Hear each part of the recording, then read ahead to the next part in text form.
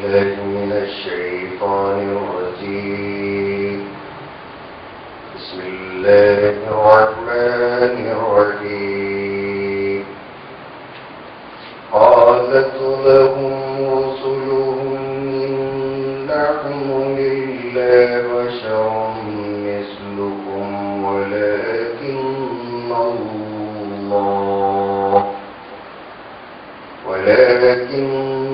الله يمن على من يشاء من عباده وما كان لنا أن نأتيكم بسلطان إلا بإذن الله وعلى الله فليتوكل المؤمنون. وما لنا ألا نتوكل على الله وقد هدانا سبلنا ولنصبرن على ما آذيتمونا وعلى الله فليتوكل المتوكلون. وقال الذين كفروا لرسلهم لنخرجنكم من أرضنا أو لتعودن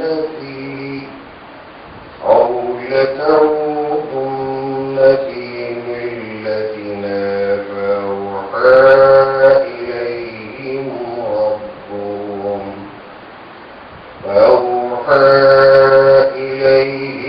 ربهم لنهلكن الظالمين. صدق الله العظيم.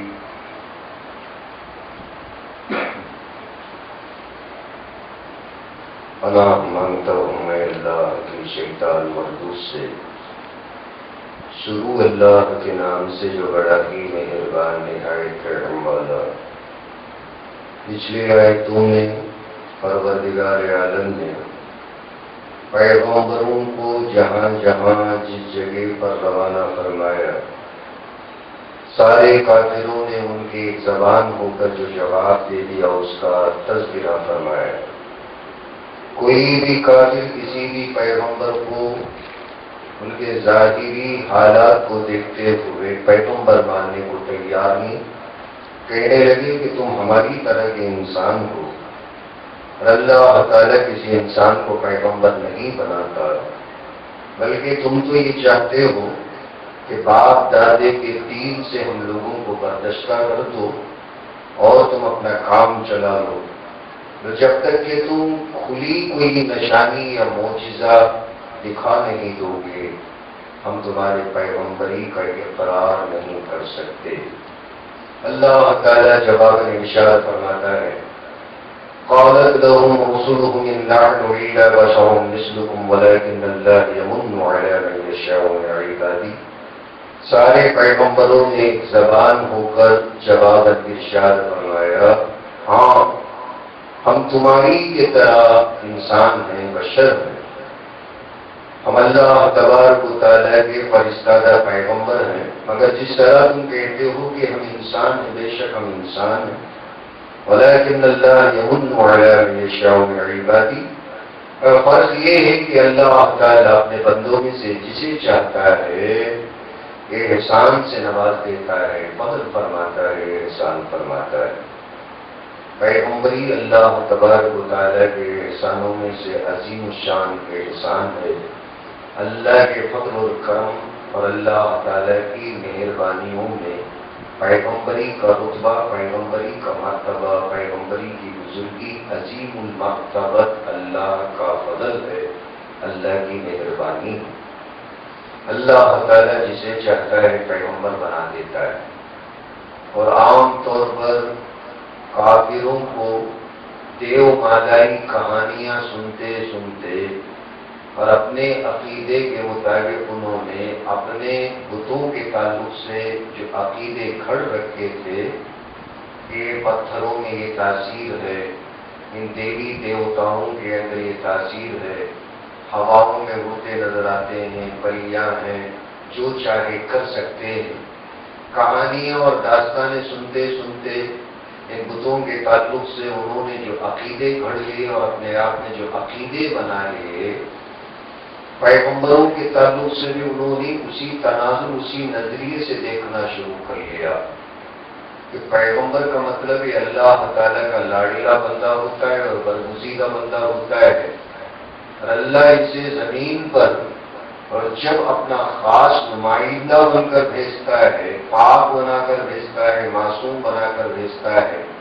داعی بنا کر بھیجتا ہے، جنت اور دوزخ کے نظارے کرا کر جب بھیجتا ہے، علم لدنی علم غیبی عطا فرما کر جب بھیجتا ہے، معرفت کے بام عروج پر پہنچے ہوئے مراتب پر فائز کر کے جب بھیجتا ہے، یہ سارے مراتب کا ایک نچوڑ ایک لفظ میں اگر کہا جائے، اللہ کے بعد اگر کسی کا اس زمین پر مخلوقات میں رتبہ ہو سکتا ہے تو پیغمبر کا رتبہ ہو سکتا ہے۔ تو اتنے بڑے رتبے والا، جس کے تو کوئی 4 ہاتھ ہونی چاہیے، 4 سر ہونے چاہیے، قد و قامت کے اندر زمین پر کھڑا ہو تو آسمان پر اس کی اپنی صورت نظر آنی چاہیے، اس کا ڈیل ڈول انسانوں کے ڈیل ڈول شکل اور صورت سے بالکل علیحدہ ہونی چاہیے، اور وہ کوئی ایک بالکل معجزے دکھانے والا، کرامتی دنیا سے تعلق رکھنے والا، انسانوں سے بالکل الگ تھلگ اس کے کوئی پر ہونی چاہیے۔ بہت سارے دیو مالائی عقائد کو لے کر پیغمبروں کے تعلق سے انہوں نے یہی عقیدہ کر لیا۔ اسی لیے جب کبھی کوئی پیغمبر انسانوں میں سے اللہ بھیج کر جب پیغمبری کا ادعا اور دعویٰ ظاہر فرمایا، سارے کافروں نے ہر زمانے کے اندر ایک ہی اعلان کیا، انتم بشر مثلنا، تم تمام کے تمام ہماری طرح کے انسان ہو، تم کوئی الگ نظر نہیں آتے ہو، تمہارا کوئی معاملہ الگ نظر نہیں آتا، بھوک لگتی ہے تو کھانا کھاتے ہو، پیاس لگتی ہے تو پانی پیتے ہو، ہماری طرح کے کپڑے پہنتے ہو، ٹی وی کرتے ہو، بچے کرتے ہو، مارکیٹ کرتے ہو، خوشی میں ہنستے ہو اور غم کے اندر روتے ہو، تمہارے ہمارے درمیان میں آخر قدرے مشترک اتنی چیزیں نظر آتی ہیں، علیحدہ کون سی چیز ہے کہ جس کی وجہ سے ہم تمہیں پیغمبر مان لیں؟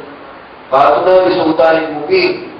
سارے کافروں نے کل کے آیت کے اندر چیلنج دیا کہ ان کے علاوہ کوئی کھلم کھلی ٹھوس ثبوت اور سند اور دلیل اور گواہ کہ تمہارے پیغمبر ہونا اسپرچول طریقے، روحانی طریقے سے نہیں، فزیکل طریقے سے پروو ہو جائے، انسان ہو، انسانی تقاضوں کے اندر گرے ہوئے ہو، اور پھر بھی غیب کی باتیں کرتے ہو کہ جنت ہے، جہنم ہے، عالم برزخ ہے، فرشتے ہیں، اللہ ایک ہے، قیامت ہے، عذاب قبر ہے، فصلات ہے، حشر ہے، نشر ہے، میزان ہے، ساری چیزیں کہ جو نہیں دیکھی اور بن دیکھی، اور جو باتیں تم غیب کی کہتے ہو، تم اپنے آپ کو غیب والے کے برابر بنا کر دکھاؤ تاکہ تمہارے غیب کی باتوں پر یقین پیدا ہو جائے۔ عقلی نقطۂ نظر سے کوئی بھی پیغمبر کو سمجھ نہیں سکتا۔ یہی ایک بات ہے کہ اللہ تعالیٰ کسی بھی پیغمبر کو، کوئی بھی انسان سائنٹیفک طریقے سے سائنس کے کسوٹی کے اوپر اگر گھس کر پرکھ کر پھر پیغمبر مان کر کلمہ پڑھنے کا ارادہ کر کے بیٹھے گا، دنیا کے اندر ایک مسلمان نظر نہیں آئے گا۔ پیغمبر بیان کرتے ہیں، قال لهم رسلهم ان نحن الا بشر مثلكم، سائنٹیفک طریقے سے اگر تم کسوٹی پر گھس کر اگر تم ہمیں دیکھنا چاہو، فزیکل طریقے سے، سائنٹیفک طریقے سے، ہمارا جسم اور تمہارا جسم ایک ہی ہے، ہمارے اور تمہارے جسم میں ایک ہی خون رواں تمام ہے، ایک ہی ہوا سے تمہارے اور ہمارے سانسیں چل رہی ہیں، تم جس طرح آنکھوں سے دیکھتے ہو اسی طرح ہم بھی انہی آنکھوں کو استعمال کر کے دیکھتے ہیں، جس طرح تم قوت بازو سے اپنے گھر گرہستی کے اپنے خاص نجی کام انجام دیتے ہو، اسی طریقے سے ہم بھی انہی ہاتھوں سے کام انجام دیتے ہیں۔ مثلکم، اللہ صاف ہوتا ہے، یہ کوئی شک نہیں۔ ہم کاہے کو یہ کہیں کہ ہم فرشتے ہیں؟ بالکل نہیں کہتے، نہ جن ہے نہ فرشتے، بالکل سچ کہتے ہو میاں، ہم تمہاری طرح کے ہی انسان ہیں، ہم اس کے علاوہ کچھ نہیں ہے مگر۔ اور جو ہم روحانی تربیت کی بات کرتے ہیں اور دن دیکھ کے جنت اور جہنم کی باتیں کرتے ہیں، اللہ یمن علی من یشاء من عبادہ، یہ اللہ کا کرم ہے، اللہ جسے چاہتا ہے پیغمبر بنا دیتا ہے، یہ اللہ کی کرم فرمائی ہے، تمہیں نہیں بنایا، اللہ کی مرضی، اللہ تعالیٰ ہمیں بنا دیا، اللہ تعالیٰ کی مرضی۔ اگر ہم اپنے مرضی سے کوئی معجزہ دکھا نہیں سکتے، وما کان لنا، ہمارے لیے اس بات کی گنجائش ہے ہی نہیں، یہ ہمارے بس کے اندر کی بات نہیں ہے، ہمارے مجال قدرت میں نہیں ہے، اسی لیے اللہ ان طریقے کے الفاظ استعمال کرتا ہے، وما کان لنا، یہ ہمارے بس میں نہیں ہے، ان بسلطان، کہ ہم اپنے مرضی سے کوئی ثبوت لا کر دکھا دیں، الا باذن اللہ، اگر اللہ تعالیٰ حکم دے اور اللہ تعالیٰ چاہے تو ہم کوئی معجزہ دکھا سکتے ہیں۔ ہم اپنی مرضی سے پیغمبر ہو کر بھی نہ ہوا میں اٹھا کر ہوا میں اڑ کر دکھا سکتے ہیں، نہ پانی پر چل کر دکھا سکتے ہیں۔ اس تناظر کے اندر کوئی بھی پیغمبر کو معجزوں کے ذریعے سے پیغمبر کہہ نہیں سکتا۔ پیغمبر ہونے میں اور پیغمبر کے سمجھنے میں معجزہ دلیل نہیں ہوتی، معجزہ یا کرامت بالکل دلیل نہیں ہے۔ معجزہ یا کرامت اللہ تعالی لوگوں پر حجت قائم کرنے کے لیے ظاہر کرتا ہے۔ ایک بھی معجزہ اگر کسی پیغمبر سے ظاہر نہ ہو تب بھی وہ پیغمبر ہی ہوتا ہے۔ لوگ اپنے منمانی خیالات کو لے کر پیغمبروں کو جادو کی چھڑی ہاتھ میں رکھ کر اپنے مرضی کے مطابق جو چاہے کر سکتے ہیں، اور جیسے تمکا منتر کرنے والے، مسمرزم کرنے والے جس طرح بہت سارے کرتب دکھاتے پھرتے ہیں، استدراج کرتے ہیں، اس طرح پیغمبروں کے تعلق سے بھی ان لوگوں نے سوچ لیا کہ ہاتھ سے اٹھا لیا اور کوئی چیز اٹھا کر لوگوں کے سامنے یوں گول ہاتھ ہوا کے اندر گھما لیا اور کچھ چیز نکال کر لوگوں کے سامنے دے ڈالا۔ تو اس طریقے کی چیزوں کو دیکھ کر، جادوگروں کو دیکھ کر اس زمانے کے اندر پیغمبروں سے بھی انہوں نے اس طریقے کے ناجائز مطالبے کرنا شروع کر دیا۔ وما کان لنا، ہمارے لیے یہ بات بس کی بات نہیں ہے کہ ہم اپنی مرضی سے کوئی بھی ثبوت، کوئی گواہ لے کر تم لوگوں کے پاس پیش کر دیں، الا باذن اللہ، مگر اللہ تعالیٰ کے حکم سے۔ اللہ اگر چاہے تو اللہ ظاہر کر سکتا ہے۔ وعلی اللہ فلیتوکل المؤمنون، اور پیغمبر کہتے ہیں اللہ ہی پر ایمان رکھنے والوں کو توکل اور بھروسہ کرنا چاہیے۔ یہ ایمان کا تقاضا ہے۔ ایمان دل سے تعلق رکھنے کی چیز ہے، دماغ سے اس کا کوئی سروکار نہیں ہوتا۔ علم اچھے اور برے کی پہچان دماغ سے تعلق رکھنے کی چیز ہوتی ہے، اور ایمان غیب پر یقین کرنے کا نام ہے، اور اس کا تعلق دل سے ہوتا ہے۔ دل اور قلب اور نفس، ان چیزوں سے ایمان کا جو تعلق ہے اس کی وجہ سے بندہ مومن بن جاتا ہے، اور بھی زیادہ اس کے اندر ترقی ہوتی ہے تو اللہ کا کامل ولی بن جاتا ہے۔ شک اور شبہ میں مبتلا رہنے کی وجہ سے عقل اس بندے کو ایمان کے مراتب سے گرا کر کفر کے اندر، کفر کے تاریکیوں کے اندر دھکیل دیتی ہے۔ اور اللہ نے سورہ حجرات کے اندر بیان فرمایا، انما المؤمنون الذين آمنوا بالله ثم لم يرتابوا وجاهدوا باموالهم وانفسهم في سبيل الله۔ ایمان والوں کی شان یہ ہے کہ وہ ایمان والے اللہ کے معاملے میں کبھی شک کے اندر مبتلا نہیں ہوتے۔ انما المؤمنون الذين آمنوا بالله ورسوله ثم لم يرتابوا، اللہ پر رسول پر ایمان لانے کے بعد میں ان کی زندگی کے اندر شک نام کی کوئی چیز نہیں رہی۔ اللہ نے کہہ دیا آمنا سلمنا کہہ کر عمل کر لیا، کھوج کے اندر نہیں پڑتے کیوں، کیسے ہوا، کیوں کرنا، کاہے کو کرنا، یہ سوالات مسلمانوں کی زندگیوں کے اندر نہیں ہوتے۔ یہ دل سے چلنے کا کام ہوتا ہے اور دل سے ماننے کا کام ہوتا ہے۔ وعلی اللہ فلیتوکل المؤمنون، اور ایمان والوں کو اللہ ہی کے ذات پر بھروسہ کرنی چاہیے۔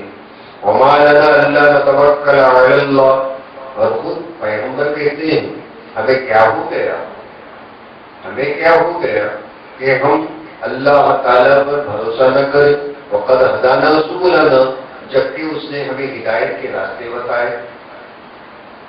دوزخ سے بچ کر جنت میں جانے کے راستے اللہ نے جب بتائے تو اس ذات پر ہم بھروسہ کیوں نہ کریں؟ شرک کرتے ہوئے پتھروں پر کیسے کو بھروسہ کرے؟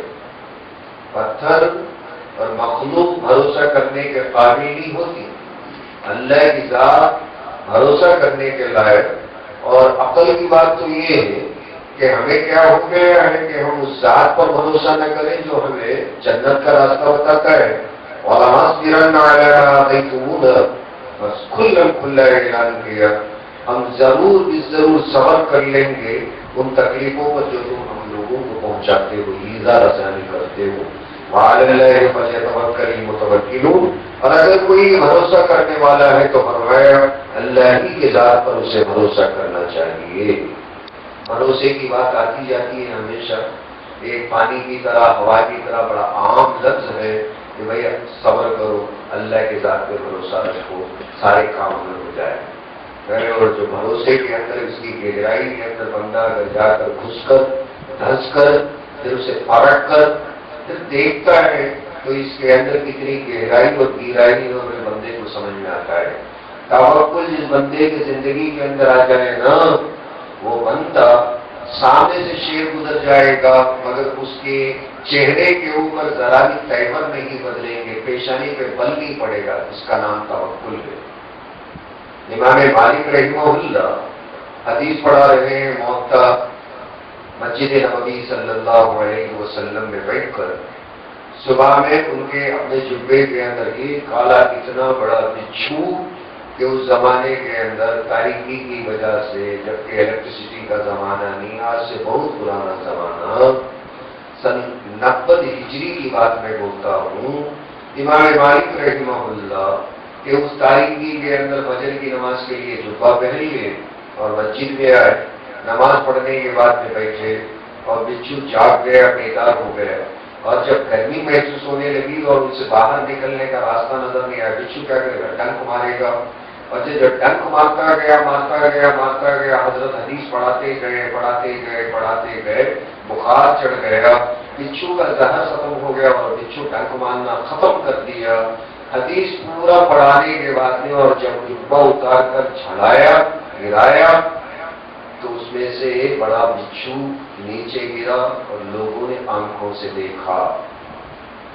امام مالک رحمۃ اللہ علیہ کے اس لگن کو، بچھو کے زہر تک نے ان کو توجہ وہاں سے ہٹنے نہیں دیا، بچھو ڈنک مارتا گیا، اور امام مالک رحمۃ اللہ علیہ باقاعدہ طور پر استقامت کے ساتھ درس حدیث دیتے گئے۔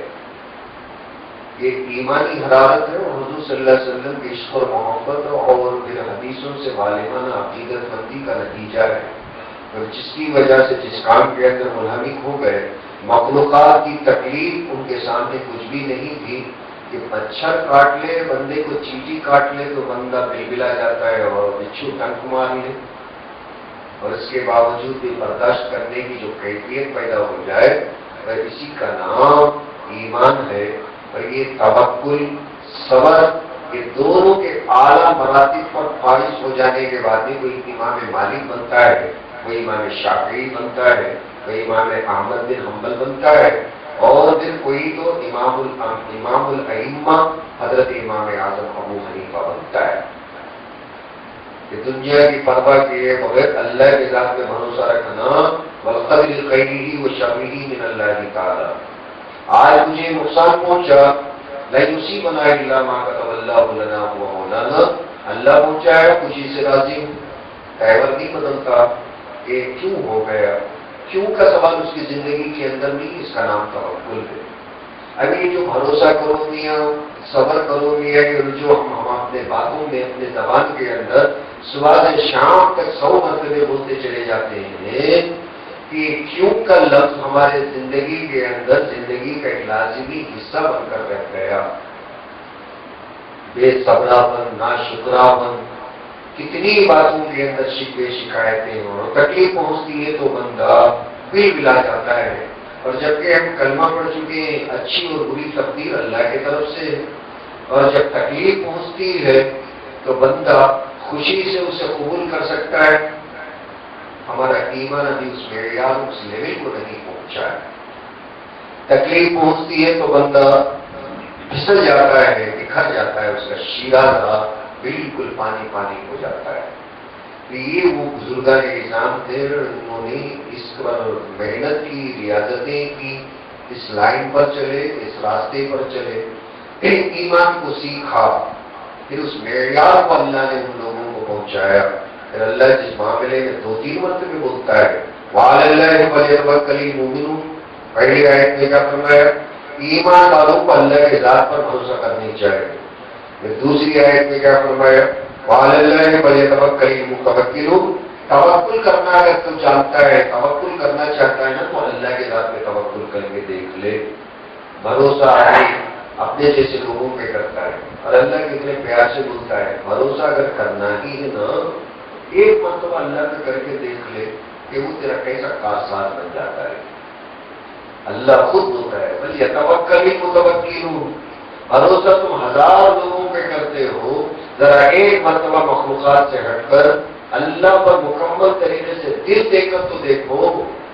اللہ کو اپنا ایک مرتبہ دل دے کے دیکھو، اس پہ بھروسہ کر کے دیکھو، پھر اللہ تم لوگوں کو کیسے اٹھاتا ہے، کیسے سنبھالتا ہے، اور اس کے اپنے بھروسے کی لاش اللہ تعالیٰ کیسے رکھ لیتا ہے.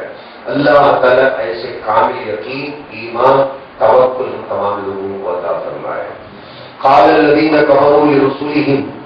تو یہ ساری تقریر سننے کے بعد کافروں نے کہا ان کے اپنے پیغمبروں سے لَنُخْرِجَنَّكُم مِّنْ أَرْضِنَا. اب یہ ہمیشہ کی دھمکی رہی کہ تم جب اگر یہ تبلیغ کا کام نہیں چھوڑ دو گے، رسالت کا کام نہیں چھوڑ دو گے، ہم تمہیں تڑی پار کر دیں گے، شہر بدل کر دیں گے، سوشل بیکارڈ کر دیں گے، ہم اپنے گاؤں شہر سے تم لوگوں کو باہر نکال دیں گے. أَوْ لَتَعُودُنَّ فِي مِلَّتِنَا. یعنی چوائس ہے، اختیار کی ایک بات ہے. یا تو تم اپنے نئے دین کا کام چھوڑ کر ہمارے دین کے اندر لوٹ کر آ جاؤ، ہمارا جو پرانا دین ہے نعوذ باللہ. باپ دادی اسی طریقے کی پرستش کیا کرتے تھے، اور تم آج پیدا ہوئے انہیں نئی بات کرتے ہو کہ اللہ ایک ہے، جنت ہے، جہنم ہے. ساری باتوں کو چھوڑو، یا تو ہماری سزا کے لیے تیار ہو جاؤ، یہ شہر چھوڑ کر چلے جاؤ. یعنی ایک اختیاری بات ہے، ایک چوائس کی بات ہے کہ تم ان باتوں کو چھوڑ کر پرانے دین کی طرف، شرک کی طرف نکل کے آ جاؤ. اوحیٰ الیہم ربہم. پھر اللہ نے فوراً وحی کی ان کے طرف، ان پیغمبروں کے طرف، لَنُهْلِكَنَّ الظَّالِمِينَ. ضرور اس میں کوئی شک نہیں کہ اس طرح شرک کر کر ظلم کرنے والے پیغمبروں کو، شرک کی دعوت دینے والوں کو اللہ ہلاک کر کر ضرور رکھ دے گا. ایک سٹیٹس کی بات ہے. میں اس سے پہلے بھی ایک مثال کے طور پر آپ لوگوں کے سامنے عرض کر چکا ہوں. ایک شریف انسان کو اگر کوئی انسان شراب پینے کی دعوت دے تو آپے سے باہر ہو جائے گا. اور جیسے ہم نماز پڑھتے ہیں، اللہ اللہ کرتے ہیں، اللہ نے ہم لوگوں کو اخلاق عطا فرمایا، نماز پڑھنے کی توفیق عطا فرمائی. جیسے ہی ہم باہر نکلتے ہیں مسجد سے، اور اگر کوئی شرابی شراب کے نشے کے اندر دھت ہو کر ہمارے سامنے آ کر بوتل نکال کر ہم تمام لوگوں کو بھی آفر کریں گے تم بھی ایک گھونٹ پی لو، ایک گھونٹ پی لو، اچھا لگے گا؟ ہم راستہ کاٹ کر نکل جائیں گے کہ اس کا منہ لگنا اچھا نہیں. بڑا بدتمیز قسم کا آدمی. آپ کی طبیعت میں جو بات آئے گی اس حساب سے آپ ناراض ہو جائیں گے. میں اپنی طبیعت کے مطابق ناراض ہو جاؤں گا، آپ اپنی طبیعت کے مطابق ناراض ہوں گے. کوئی تو خوش ہونے والا ہے. ہم میں سے کوئی تو خوش ہوگا کہ وہ شراب پینے کی جو آفر کرے گا، شراب پینے کی جو دعوت دے گا، ہم میں کا کوئی بھی انسان اس سے خوش نہیں ہوگا. اپنی اپنی طبیعت اور جبلت کے مطابق اس پر فرض پڑے گا کوئی تو اس کو الجھ بھی جائے گا، اور جو الجھنا مناسب نہیں سمجھے گا تو دل کے اندر تھوڑا ضرور محسوس کرے گا۔ ہمیں ذالک ضعف ایمان، نبی اکرم صلی اللہ علیہ وسلم نے فرمایا کم سے کم درجے کا یہ ایمان ہے کہ بری چیز کو دیکھ کر بندے کے دل کے اندر کراہیت پیدا ہو جائے۔ یہ کراہیت کے اندر پیدا نہیں ہوتی ہے تو فرمایا وَلَيْسَ بَعْدَ ذَلِكَ مِثْقَالُ خَرْبَةٍ مِّنَ الْإِيمَانِ، کہ رائی کے دانے کے برابر بھی تیرے دل کے اندر گویا کہ ایمان کا شرارہ باقی نہیں ہے۔ برائی کو دیکھ کر کم سے کم دل کے اندر الجھ بھی محسوس نہ ہو اور بندہ مسکرا کر نکل جائے۔ فرمایا کہ اب تیرے دل کے اندر چراغ بجھ گیا، اب اسے بتی جلانے کی، اس کے لو کو سلگانے کی ضرورت ہے۔ اب اس کے بعد چوتھا درجہ نہیں رہا، آخری درجہ کراہیت کا درجہ ہے، اور بندہ کچھ بھی نہیں کر سکے تو پورا گھٹن محسوس کرتا ہے۔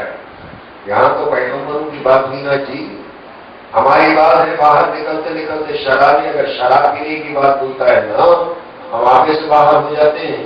اور یہاں پیغمبروں کو لوگ کیا دعوت دیتے ہیں، آ جاؤ اس خانوں کے اندر پہلے کی طرح ہم بھجن کریں گے، پہلے ہی کی طرح بیٹھ کر ہم ان کی پوجا پاٹ کریں گے۔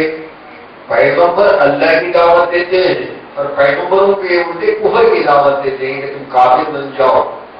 اللہ کو غصہ نہیں آئے، پیغمبر برداشت کر لیے کہ ایک پی تو خور کے منہ کو نہیں لگنا چاہیے، ایک تو نشے میں، مگر اللہ کو یہ بات اچھی نہیں لگی اس لیے کہ اللہ کے نائب ہے، اور جس نے بھی آئے بات اسے لگ کے آتی ہے۔ اللہ نے فرمایا فوراً اللہ تعالیٰ وحی نازل فرمایا ان پیغمبروں کی طرف لَنُهْلِكَنَّ الظَّالِمِينَ، انہوں نے کیا کہا؟ اور الفاظ کے الفاظ اللہ جواب دیتا ہے قرآن میں، لَنُخْرِجَنَّكُمْ، ضرور بھی ضرور ہم تمہیں کڑی پار کر دیں گے، اس میں کوئی شک نہیں۔ یہ نہ سمجھنا کہ ہم ڈرانے اور دھمکی دینے کے لیے کہتے ہیں کہ ہم تم لوگوں کو شہر سے شہر بدل کر دیں گے۔ لَنُخْرِجَنَّكُمْ، یا ایسے جگہوں پر یہ الفاظ استعمال ہوتے ہیں اور جہاں بندہ جو ہے کہ قسم کھا کر ہوتا ہے اور اس سے خلاف کرنے کا ارادہ نہیں ہوتا ہے، سیم الفاظ اللہ اپنے تعلق سے بیان فرمایا لَنُخْرِجَنَّ، انہوں نے فرمایا لَنُخْرِجَنَّ، اور اللہ بولتا ہے لَنُخْرِجَنَّ، ہم ضرور بھی ضرور ان لوگوں کو ہلاک کر کے رکھ دیں گے، اور ہم بھی اس معاملے کے اندر پیچھے ہٹنے والے نہیں ہیں۔ وَلَنُسْكِنَنَّكُمُ الْأَرْضَ مِن بَعْدِهِمْ، اور ہم تم لوگوں کو اس زمین کے اندر ہم کو عطا فرمائیں گے، اس زمین کے اندر تم لوگوں کو رہائش عطا کریں گے، مکان عطا کریں گے، رہنے کی جگہ عطا فرمائیں گے۔ اس کے بعد میں ذَلِكَ لِمَنْ خَافَ مَقَامِي، یہ زمین اللہ دینے کا وعدہ کرتا ہے۔ ایک زمانے میں ہمارے ہندوستان کی زمین بھی لوگوں کو اللہ عطا فرمایا، بہت پہلے غیر مسلمان تھے، پھر اللہ تعالیٰ نے زمین اللہ کی وراثت ہے، اور اللہ جب چاہے جسے چاہے دیتے جاتا ہے، مگر اپنے خاص بندوں کو بھی اللہ زمین دیا۔ ایسا نہیں کہ آدم کے زمانے سے آج تک یہ زمین غیروں کے قبضے میں، ایسا نہیں، تاریخ گواہ ہے، زمین گواہ ہے، کبھی غیروں کے ہاتھ میں رہی تو کبھی اپنوں کے ہاتھ میں بھی یہ زمین رہی، زمین کی حکومتیں رہی، اور اللہ بولتا ہے کہ یہ زمین میں پھر سے تمہارے قبضے میں عطا کروں گا۔ کب؟ ذالک، یہ کام اس وقت میں ہوگا لمن خاف مقامی، میرے سامنے کھڑے ہونے کو جو آدمی ڈرتا ہے کہ ایک دن جو اللہ کے سامنے کھڑے ہونا ہے، بھائی اس بات سے ڈر گیا۔ اللہ تعالیٰ ہم تمام لوگوں کو عمل کرنے کی توفیق عطا فرمائے کہ جو اللہ حقیقتوں کو اور احکام کو قرآن میں بیان فرماتا ہے اس کے مطابق زندگی گزارنے کی توفیق عطا فرمائے۔ سبحان اللہ و بحمدہ، سبحانک اللہم و بحمدک، نشہد ان لا الہ الا انت، نستغفرک و نتوب الیک۔